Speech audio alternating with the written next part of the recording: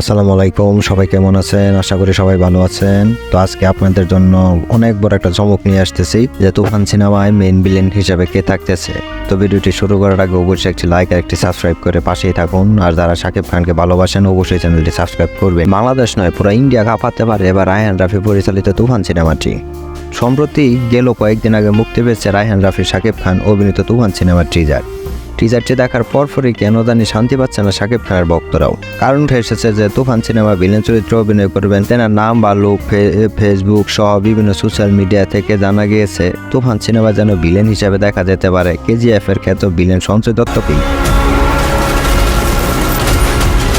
তবে এ বিষয়ে এখন পর্যন্ত মুখ খুলেনি সিনেমার পরিচালক রায়হান রাফি এবং মুখ খুলেনি সুপারস্টার শাকিব খানও। তবে শাকিব ভক্তরা বলতেছেন তুফানের সাথে লড়াই করতে হলে অবশ্যই তুফানকেই হতে হবে, কারণ তুফানের সাথে যুদ্ধ করতে তুফানের মতো যদি কেউ না হয় তাহলে সিনেমাটি জমবে না সিনেমা হলেও। তো যাই হোক, সুপারস্টার শাকিব খানের এত নাম করে এত উন্নত মানের একটা সিনেমার মধ্যে আসলেই কে মূল ভিলেন হতে পারে বলে আপনারা মনে করতেছেন? অবশ্যই আপনাদের মন্তব্য কমেন্টে জানাবেন। তো সবাই ভালো থাকবে।